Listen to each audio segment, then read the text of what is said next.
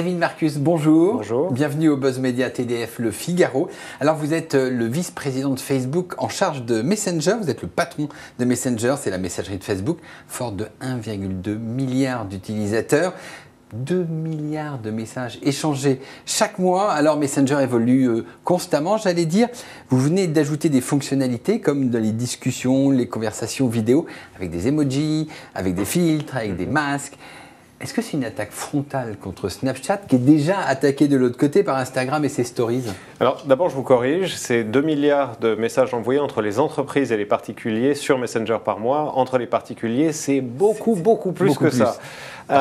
Donc voilà, effectivement Messenger, plateforme qui devient de plus en plus la messagerie principale, notamment en France où on a une pénétration du marché qui est vraiment très importante.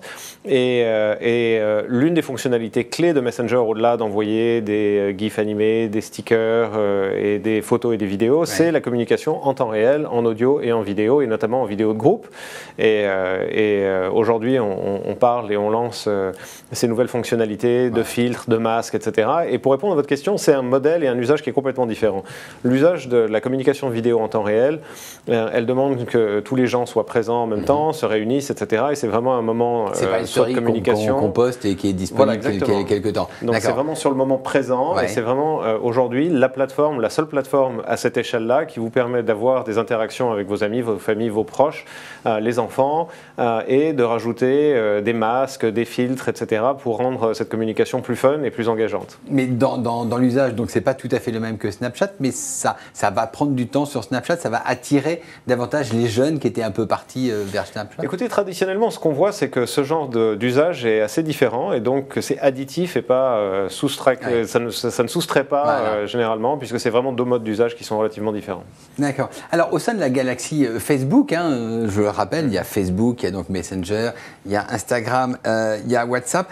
Messenger n'est pas encore monétisé. Vous vouliez en faire un lieu de conversation entre les marques, vous l'avez dit, il y a 2 milliards de messages échangés chaque mois entre les marques et les usagers, pour en faire une sorte de service client. Alors, en Asie, on voit un Line au Japon, WeChat en Chine. Ils font déjà du commerce, ils font déjà de la vidéo, ils font déjà du service client.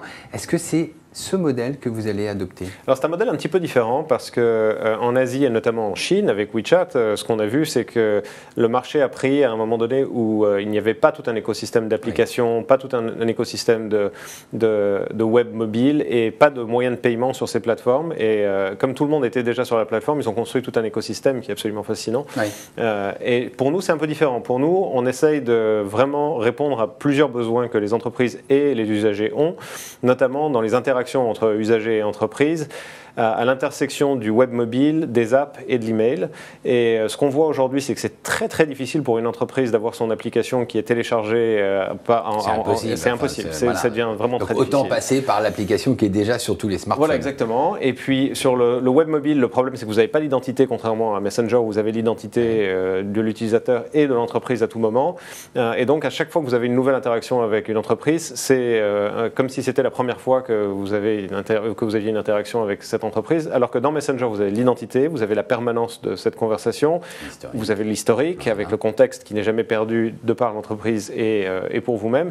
Et donc, ça fluidifie complètement les échanges entre les usagers et les entreprises avec lesquelles ils interagissent. Alors, vous êtes à la tête de Messenger depuis...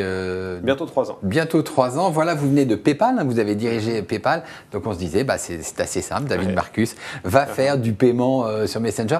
Ce n'est pas encore tout à fait le cas. Alors, on a fait du paiement. Alors aux États-Unis, on a du paiement de personne à personne et on a également du paiement natif au sein de Messenger pour fluidifier les échanges entre justement les entreprises et leurs clients quand ils veulent vendre des choses.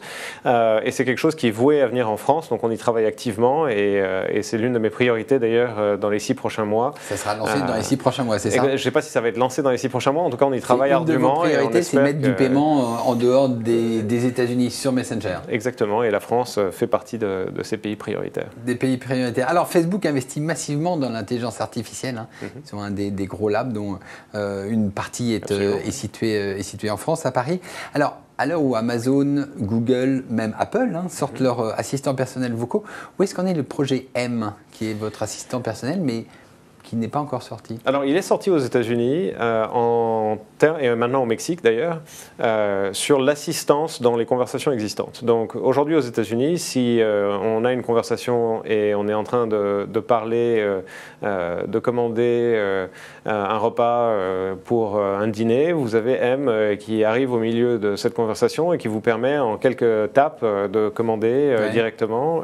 Et vous avez la même chose avec le paiement. Si on est en train de parler, si je vous dis vous me devez 20 € pour le dîner d'hier, automatiquement en 2 tapes, M détecte que c'est une intention de paiement et vous permet de le faire en 2 tapes. Donc ça facilite finalement l'exécution d'une intention qu'on a déjà au sein d'une conversation. Et ça existe déjà aux États-Unis. On vient de le déployer en espagnol au Mexique. Et notre prochaine langue, ce sera le français dans les conversations existantes. Et ensuite, on a encore beaucoup plus d'ambition. Mais on pense que le mode écrit d'interaction, et en particulier avec des petits raccourcis, c'est quelque chose qui marchera très très bien dans des circonstances où on n'est pas dans sa voiture ou dans sa maison, qui sont 2 environnements où, pour moi, d'ailleurs, les 2 seuls environnements où la voix est vraiment parfaite pour ce genre d'interaction. Indispensable. Mais alors, vous aviez déjà lancé, il y a, je crois, 100 000 chatbots sur Messenger.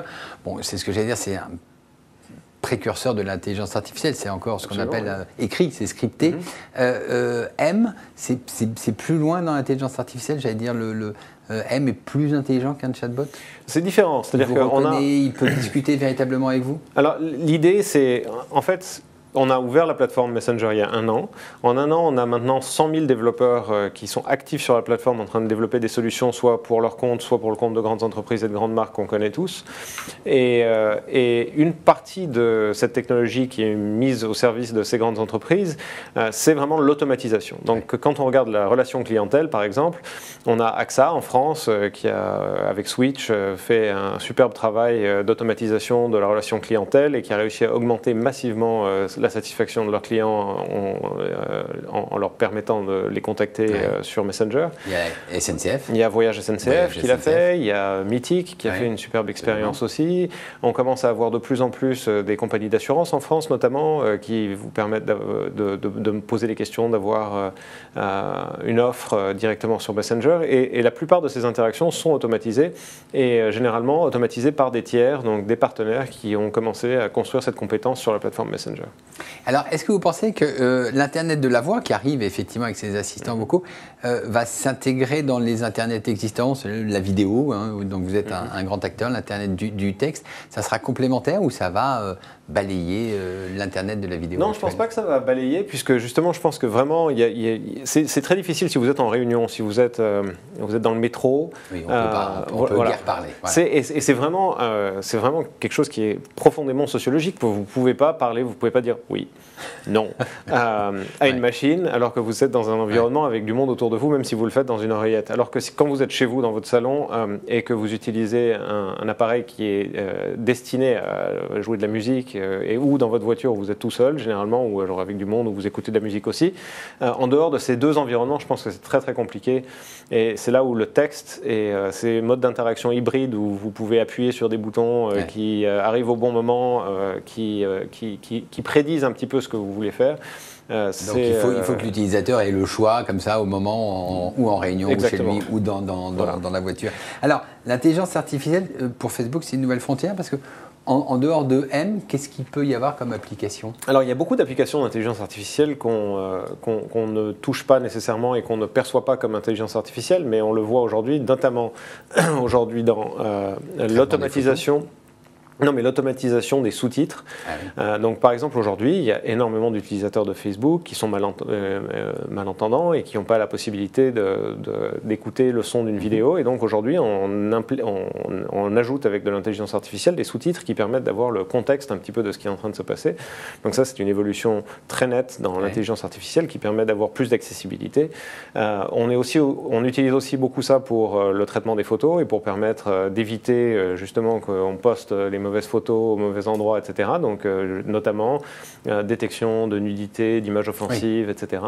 On a vu effectivement la règle de Facebook étant effectivement qu'il n'y ait pas de photos de nus sur le réseau. Ça, vous le détectez grâce à l'intelligence artificielle. Absolument, oui, complètement. Et donc, on va continuer à utiliser l'intelligence artificielle pour la modération, pour faire en sorte de garder la plateforme et puis pour protéger les utilisateurs également.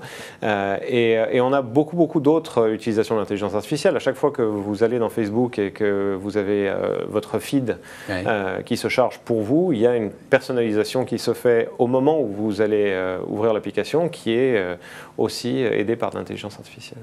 Alors, la messagerie et l'Internet vocal, on vient d'en parler. Est-ce qu'à terme, ça va remplacer Facebook? Est-ce que Facebook aura encore un intérêt? Est-ce que Messenger, ce n'est pas l'avenir de Facebook? Écoutez, c'est certainement un des avenirs, mais certainement pas l'avenir en mode unique, on va dire, parce que vous avez un mode beaucoup plus public sur Facebook. Vous postez des choses que vous voulez partager de façon plus ouverte sans nécessairement connaître l'audience précise à un moment donné.